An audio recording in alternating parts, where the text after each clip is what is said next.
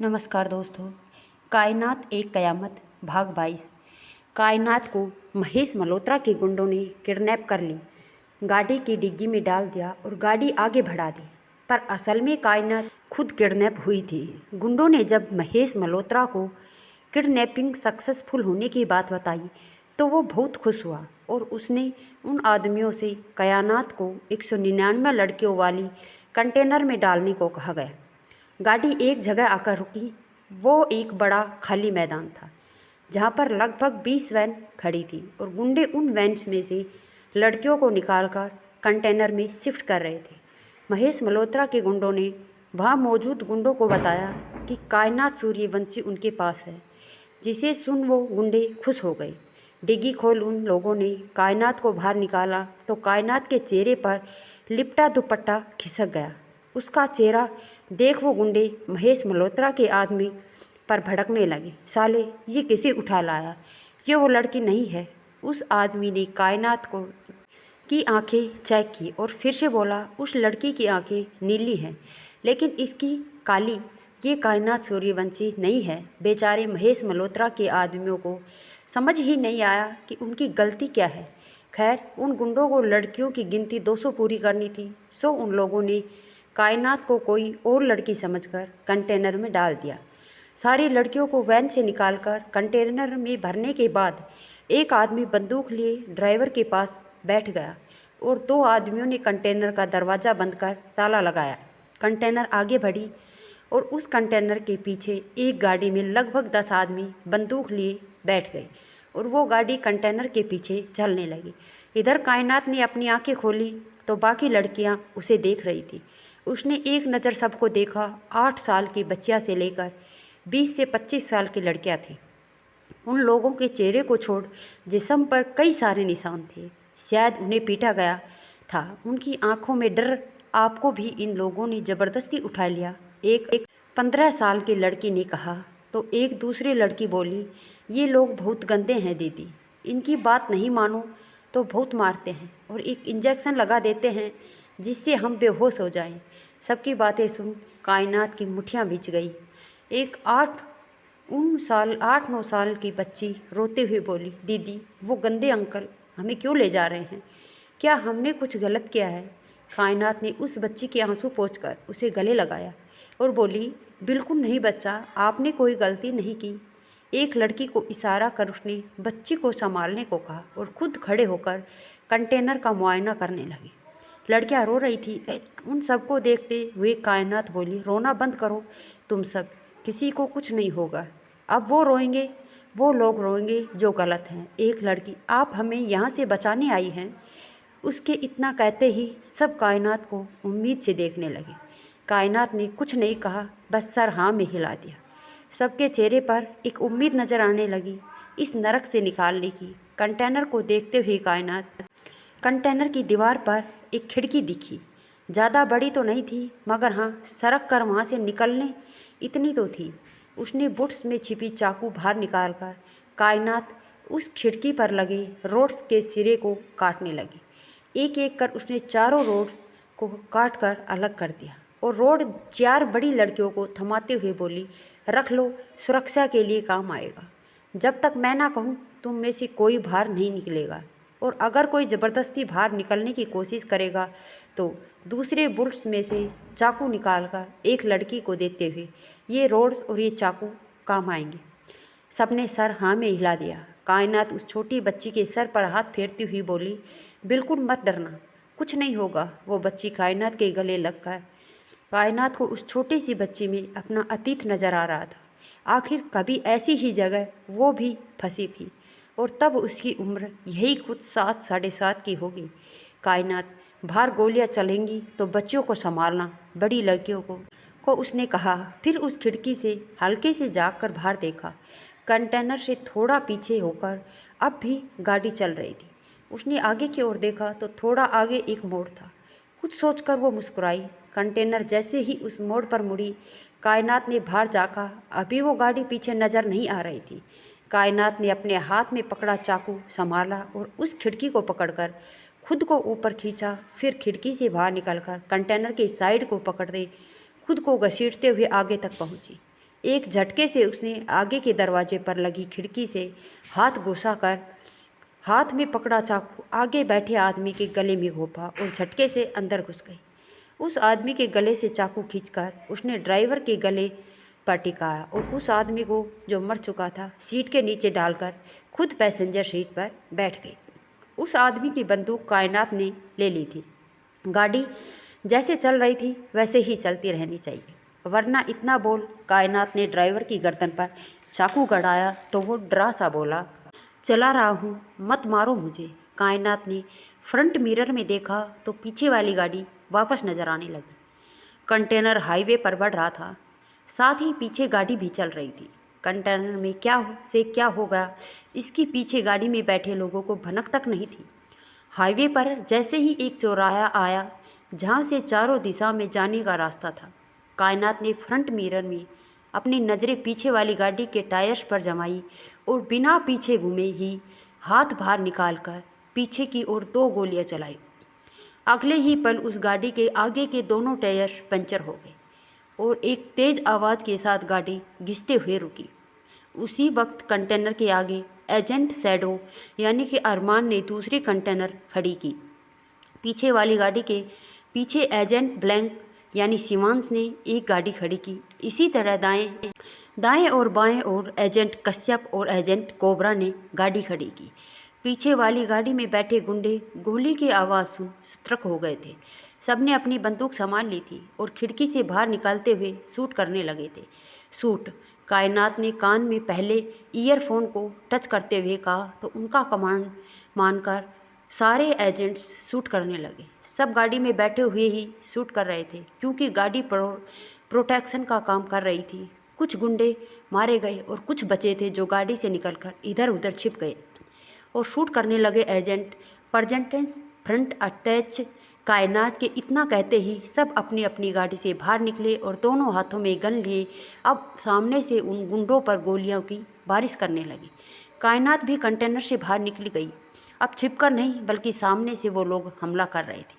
गुंडों की गोली से बचते हुए वो लोग गोलियां चला रहे थे, साथ ही एक दूसरे को कवर भी कर रहे थे। कुछ देर तक पूरा एरिया गोलियों की शोर से गूंजता रहा, फिर शोर शांत हो उठा। एजेंट नजरें इधर उधर दौड़ाते हुए छिपे गुंडों को ढूंढकर मौत की नींद सुला रहे थे।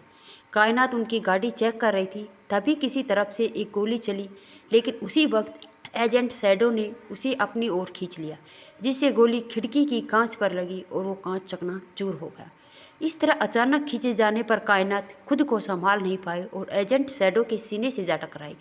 एक जाना पहचाना सा एहसास उसे लगा। उसने हैरानी से सर उठाकर एजेंट शैडो यानी अरमान की ओर देखा तो काले कपड़ों से ढके चेहरे पर नजर आ रही उसकी 2 जोड़ी भूरी आंखों को देख एक झटका सा लगा उसे। दिल एकाएक धक से हो उठा। तभी उसकी नज़र गाड़ी के फ्रंट मिरर पर गई। उसने देखा पीछे खड़े एक आदमी ने इस ओर गोली चलाया। उसने तुरंत अरमान को धक्का दिया और खुद झुक गई। गोली उसके ऊपर से पार हुई। एक झटके से सर ऊपर उठाकर उसने उस आदमी को गोलियों से भून दिया। सारे गुंडे मारे गए। एजेंट ब्लैंक ने खोलकर एसीपी शशांक राणा को बुलाया। अगले ही पल एसीपी वहां मौजूद थे। कायनात ने लड़कियों वाले कंटेनर के दरवाजे पर लगे ताले पर गोली चलाई और एजेंट कश्यप और एजेंट कोबरा ने उस दरवाजे को खोला। कायनात ने लड़कियों को कुछ समझाया और फिर एसीपी शशांक कंटेनर की ड्राइविंग सीट संभालने कंटेनर लेकर चले गए। उस कंटेनर को जो आदमी ड्राइव कर रहा था उसे दूसरे कंटेनर की ड्राइविंग सीट पर बिठाकर कायनात ने कहा, ये कंटेनर तू वही लेकर जाएगा जहाँ वो लेकर जाने वाला था। अगर होशियारी की तो मुफ्त में मारा जाएगा। कायनात और चारों एजेंट्स उस दूसरे कंटेनर में बैठ गए और ड्राइवर ने गाड़ी आगे बढ़ा दी। कंटेनर की खिड़की से निकलने में कायनात के पैर में हल्की चोट आई, उसी जगह लगी जहाँ कुछ वक्त पहले जख्म था। कंटेनर की दीवार से टिककर बैठ उसने अपना वो पैर सीधा किया और गले में लपेटा दुपट्टा पैर में बांध लिया। Are you okay chief? Kainat को ऐसा करते देख अरमान ने पूछा तो कायनात ने एक नज़र उसे देखा, फिर सर हाँ में हिला दिया। Well done agents, proud of you all. Now refill your bullets and use silencer. कायनात ने कहा तो अरमान को छोड़ बाकी सब ने एक साथ कहा, यस चीफ। अब तक गोलियों के शोर के कारण उसने एजेंट कयामत की आवाज़ पर गौर नहीं किया था, मगर अब की बार उसे ये आवाज़ जानी पहचानी लगी और वो इस आवाज़ को पहचानने की कोशिश कर रहा था। कायनात एजेंट शैडो, शायद आपने सुना नहीं, feel for gun with bullets and use silencer. Armaan, या सॉरी चीफ। अरमान ने अपना सर झटका और अपनी बंदूक में गोली भरते हुए सोचने लगा, मैं ही ज़्यादा सोच रहा हूँ। मेरी नीली आंखों वाली लड़का तो इस वक्त फैशन शो में बिजी होगी। आवाज़ सुन बस धोखा खा गया। कारखाने के अंदर एक आदमी निरंजन सेठी और संदीप शर्मा बैठे जिस्म के दलालों से मोल भाव कर रहे थे। कंटेनर के पहुंचते ही खबर मिलते ही उसने अपने पीछे खड़े आदमियों को लड़कियों को लेकर आने का इशारा किया। वो आदमी कारखाने से बाहर आए वो लोग 8 थे। जैसे ही उन लोगों ने कंटेनर का दरवाज़ा खोला, पांचों एजेंट्स ने बिना कोई मौका दिए शूट कर दिया। साइलेंसर के कारण गोली चलाने की कोई आवाज़ नहीं आई। उन 8 लोगों को ही नहीं मिला मौका, वो लोग ढेर हो गए। कुछ करने का वक्त कायनात ने बाकियों को आगे बढ़ने का इशारा किया और कंटेनर से बाहर निकलकर कारखाने की ओर बढ़ गई। बाकी भी उसके पीछे चल पड़े। कारखाने के एक तरफ खिड़की के पास खड़े होकर वो लोग अंदर का जायजा ले रहे थे। कायनात को 2 आदमी दिखे जिनके सामने दुबई का शेख और कुछ और लोग बैठे थे।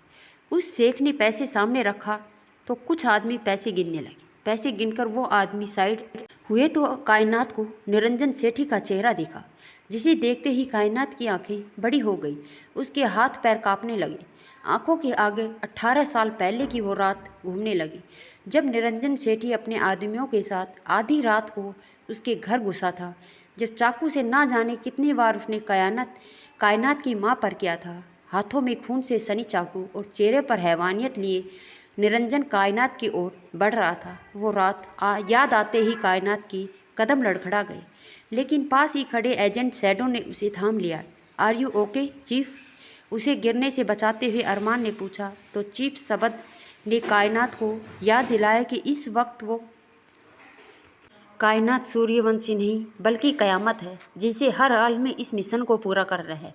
साथ ही उसे याद आया कि आज वो मान की मिस्री बनकर उसके गले लग खुद को पुरसुकून नहीं कर सकती, बल्कि उसे अपने डर को किनारे कर आगे बढ़ना होगा। कायनात ने सर हाँ में हिलाया और फिर अंदर झांकने लगी। निरंजन सेठी और संदीप शर्मा के पीछे कम से कम 20 आदमी होंगे। नज़रें पूरे कारखाने में घुमाने से पता चला लगभग 50 गुंडे हैं। कायनात एजेंट, हम 5 हैं और वो 50। बेशक उनके पास मैन पावर ज़्यादा है, गोली चलाने वाले हाथ ज़्यादा हैं, तो इसका मतलब मौत हमारे हिस्से आने के चांसेस ज़्यादा हैं। अगर इस वक्त भी कोई इस मिशन से क्विट करना चाहे तो वापस जा सकता है। एजेंट ब्लैंक सीमांश, इस सफ़र में वापसी का कोई रास्ता नहीं है और मंजिल के इतने करीब आकर तो बिल्कुल भी नहीं। एजेंट शैडो, बिल्कुल मौत आनी होगी तो लड़का शान से मरेंगे। मुंह छिपाकर भागने के बाद ज़िंदगी बिताने से बेहतर रास्ता है सीने पर गोली खाना। एजेंट कोबरा, अनजान, वक्त के इन गद्दारों को अगर आज रोका ना गया तो कल को ये लोग फिर अपने वतन की इज्जत को खरीदने और बेचने की कोशिश करेंगे। हिंदुस्तान हमारा वतन है और यहाँ की हर बेटी की रक्षा हमारा फर्ज। एजेंट कश्यप, प्रशांत, इन लोगों को भी पता चले कि देश की बेटियों का सौदा करने का क्या अंजाम होता है। अपनी टीम की बातें सुन कायनात फक्र से मुस्कुराई। मुझे आप सब से यही उम्मीद थी। हम 5 वो 50, हर एक एजेंट 10 को मार गिराएगा। याद रहे, हमें ना सिर्फ उन्हें ख़त्म करना है बल्कि एक दूसरे की हिफाजत भी करनी है। हम यहाँ अकेले नहीं हैं, वी आर टीम वर्क करना है हमें। यस चीफ, सबने एक साथ धीरे से कहा। दोनों हाथ में बंदूक थामे कायनात ने कहा, remember one thing boys, I need all of my officers alive. मेरे किसी एजेंट को कुछ नहीं होना चाहिए। यहाँ हम उन लोगों को मौत देने आए हैं तो मौत उनके हिस्से जानी चाहिए और हमारे हिस्से जीत। Now front roll and slip direction. Kainaat ने कमांड किया, जिसे मानते हुए सब झुककर आगे की ओर दौड़े और सबकी नज़रों से बचते हुए कोई पिलर के पीछे तो कोई टिन कैंस के पीछे छिप गए। कायनात एक कार्टून के ढेर के पीछे छिपी। Agent blank tin can say गर्दन बाहर निकाल झांकते हुए बोला। कायनात ने सबको कुछ समझाया और सबने 2 गन्स अपने कमर के पीछे घोंसकर चाकू अपने जूतों में छिपाया और दोनों हाथों में गन लिए एक लाइन में खड़े हो गए। बीच में कायनात, उनके दोनों तरफ एजेंट्स। यस चीफ, सबने एक साथ धीरे से कहा। दोनों हाथ में बंदूक थामे कायनात ने कहा, agent blank tin can say गर्दन बाहर निकालकर झांकते हुए बोला, एजेंट लेफ्ट से 10 मेरा शिकार है। एजेंट कोबरा राइट से 10 मेरा। एजेंट शैडो तो इधर सामने वाले 10 मेरे शिकार हुए। एजेंट कयामत कायनात सेटअप। एजेंट यहाँ पार्टी नहीं हो रही जो आप लोग केक में अपनी हिस्सेदारी मांग रहे हैं। कायनात ने सबको डांटा तो एजेंट कश्यप बोला, इस सिचुएशन पर तो मुझे एक गाना याद आ रहा है। एजेंट ब्लैंक कौन सा? एजेंट कश्यप कद्दू कटेगा तो सब में बटेगा। इस बात पर सब हल्के से हंस दे। कायनात भी serious, agents it's not time to joke, okay focus and start shooting now. Agent आपस में कान में इसे ब्लूटूथ के जरिए बातें कर रहे थे, या यूँ कहूँ कह लीजिए जानकर ये बचकानी बातें कर रहे थे, क्योंकि ऐसे सिचुएशन में दिमाग को रिलैक्स करने के लिए कुछ तो करना ही पड़ेगा ना। कायनात समझ रही थी कि उनकी बातें बस यूं ही रिफ्रेशमेंट के लिए हैं, मगर एक टीम लीडर होने के नाते उन लोगों को फोकस रखना उसकी जिम्मेदारी है। कायनात के शूट ऑर्डर्स मिलते ही सबने फायरिंग शुरू कर दी। क्योंकि बंदूक में साइलेंसर फिट था, इसलिए गुंडों को पता भी नहीं चला कि इस फायरिंग के बारे में, और एक एक कर गुंडे गोली खाकर गिरने लगे। अपने साथियों को गोली लगते देख बाकी गुंडे सतर्क होकर छिप गए। निरंजन, संदीप और बाकी दलाल भी जहाँ तहाँ छिप गए। गुंडे अंधाधुंध फायरिंग करने लगे, क्योंकि उन्हें नहीं पता था कि एजेंट्स कहाँ से फायरिंग कर रहे हैं। दोनों पक्षों से धड़ाधड़ फायरिंग होने लगी। एक गुंडे ने 17 अरमान की ओर बंदूक का निशाना किया ही था कि कायनात ने गोली उसके भेजे के आर पार कर दिया। तभी किसी गुंडे ने गोली चलाई जो अरमान के कंधे को छूती हुई गुजरी। उसके मुंह से हल्की सी आह निकली। पीछे घूमकर उसने उस गुंडे के सीने में गोली उतार दी। उसके कंधे से खून का फवारा बहने लगा था, लेकिन उसकी परवाह किए बिना वो टिन कैन के पीछे छिपे फायरिंग कर रहा था। कायनात फायरिंग करते हुए आगे बढ़कर अरमान के पास पहुंची और पीछे से उसे कवर देने लगी।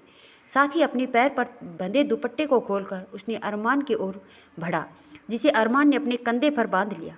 इसके बाद कायनात वहां से फायरिंग करती हुई दूसरे एजेंट्स जिन्हें ज़रूरत थी उन्हें कवर देने लगी। सारे एजेंट्स एक दूसरे को कवर देते हुए शूट कर रहे थे। Chief, we are out of bullets, agent shadow ने कहा तो बाकियों ने भी यही बात कही। ऑन पावर बॉयज, कायनात ने कमांड किया, जिसे सुन सबने अपने गन नीचे फेंक दिए और फिर कार्टून्स और टिन कैन्स के पीछे छिपे हुए गुंडों को पकड़कर चाकू से उन्हें मौत की घाट उतारने लगी। स्नैच वेब वॉयज, कायनात का कमांड मिलते ही अरमान ने एक गुंडे को पीछे से पकड़ा और चाकू उसके गले पर चला दिया। वो गुंडा नीचे गिर पड़ा। उसकी गन अरमान ने ले ली। कायनात ने भी किसी गुंडे को मार उसकी गन छीन ली। बाकी एजेंट ने भी यही किया। फ्रंट अटैक, कायनात ने कहा और सब सामने आ गए। बीचों बीच एक दूसरे की पीठ से पीठ जोड़े गोलाकार बनाकर खड़े हो गए और अंधाधुंध फायरिंग करने लगे। सारे गुंडे मौत की गहरी नींद सो चुके थे। उनके इस अटैक से इस सब में थोड़ी बहुत चोटें उन लोगों को भी लगी। कायनात के सर पर चोट लगी थी और भां पर चाकू से कट था। एजेंट ब्लैंक की हथेली पर चाकू का जख्म था। वहीं एजेंट कोबरा और एजेंट कश्यप को हाथापाई में थोड़ी चोटें आई थी। अरमान के कंधे पर बंधा कायनात का सफ़ेद दुपट्टा लाल पड़ चुका था। तुम खुद बाहर निकलकर सरेंडर कर दो, या फिर मैं तुम लोगों को तुम्हारे बिल से निकालूंगी। अगर मैंने ऐसा किया तो जिस्म के दलालों के लिए मेरी अदालत में सिर्फ एक ही सज़ा है, और वो है मौत, बेरहम मौत। फैसला तुम लोगों के हाथों में है। सरेंडर करना है या गोली सीने पर चाहिए? एजेंट कयामत गरजती हुई बोली तो दलाल जो लड़कियों को खरीदने आए थे वो लोग अपने बिल से बाहर निकले। उन लोगों को भीड़ में शेख भी शामिल था। तेरी बहुत पहले से तलाश थी मुझे। बहुत शौक़ है ना तुझे हर रोज़ नए फूलों में मज़ा लेने का, और इसी शौक़ के चलते तू देश की लड़कियों को खरीद कर ले जाता है। तेरा ये शौक़ तो मैं कायदे से निकालूंगी शेख। तुझे इतना तोड़ूंगी कि तेरी ये हवस की भूख हमेशा के लिए शांत हो जाएगी। नफरत भरी नज़रों से उन दलालों और ख़रीदारों को, स्पेशली उन शेख को घूरते हुए एजेंट कयामत ने कहा, और फिर एक कार्टून की ओर गोली चलाई। उस कार्टून के पीछे छिपे निरंजन सेठी चीख पड़ा तो कयामत बोली, तुझे बाहर आने के लिए स्पेशल इनविटेशन देना होगा क्या, या फिर गोली खाएगा? निरंजन बाहर निकला। साथ ही संदीप शर्मा जो एक पिलर के पीछे छिपा था वो भी डर कर बाहर निकला। कायनात घिन वाली नज़रों से निरंजन को देख रही थी और हर बोलते पल के साथ उसकी आंखों में आग बढ़ती जा रही थी। एजेंट सबको कंटेनर में डालिए। आखिर उन लोगों को भी तो पता चले कि जब लड़कियों को कंटेनर में ये लोग भरते हैं तो उन्हें कैसा महसूस होता है। हर पल वो इस डर को लोग जीती है कि ना जाने अगले पल क्या होगा, हैवानियत क्या होती है। ये इन्हें समझना ज़रूरी है। निरंजन, क्या मतलब है तुम्हारा? हम लोग कानून के दोषी हैं, हमें जेल ले चलो, पहनाओ हथकड़ी। कयामत हंसते हुए, कानून से पहले मेरा हिसाब तो बराबर हो जाए। मौत का तमाशा दिखाने का बरसों पुराना शौक है ना तेरा, जरा तुझे तमाशा तो दिखा दूँ मौत का। निरंजन, तुम हमें मार नहीं सकती, तुम कानून को हाथ में नहीं ले सकती। कयामत को रोक सके ऐसा कानून बना नहीं। कानून को हाथ में लेने का, किसी के घर में आधी रात को घुसकर मौत का खेल खेलने का ठेका तूने ले रखा है ना। आज मैं बताती हूँ खेल किसे कहते हैं। कायनात के शब्दों में नफरत उतर रही थी। अरमान उसे ही देख रहा था। एक बार फिर उसे सांवली एजेंट कयामत में अपनी मिस्री की झलक नजर आ रही थी। कयामत, एजेंट हूँ, व्हाट आई सेड, सबको लेकर जाइए राइट नाउ। कायनात चिल्लाती हुई बोली। एजेंट कोबरा, बाहर जाकर कंटेनर से रस्सी लेकर आओ और बाकी एजेंट्स उन दलालों को बांधने लगे। तभी निरंजन ने एक झटके से अरमान से बंदूक छीना और उसकी कनपटी पर तान दिया। अपने आदमियों को बोल, मेरे आदमियों को छोड़ दे। निरंजन की आवाज़ सुन सबने उस ओर देखा। अरमान पर बंदूक तना देख कायनात के गुस्से से बंदूक तानते हुए कहा, बंदूक दूर कर उसे। निरंजन, मेरा आदमियों को छोड़ दे, मुझे जाने दे, तेरा आदमी बच जाएगा। कायनात, मैंने कहा बंदूक उससे दूर कर, मान से दूर कर बंदूक को। अगर उन्हें खरोच भी आई तो तेरा वो हर्ष करूँगी कि तेरी आत्मा भी तेरे लाश को देख काँप उठेगी।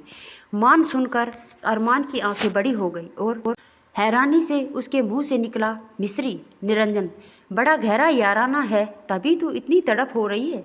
छोड़ मेरे आदमियों को, मुझे जाने दे वरना इसका भेजा उड़ा दूंगा।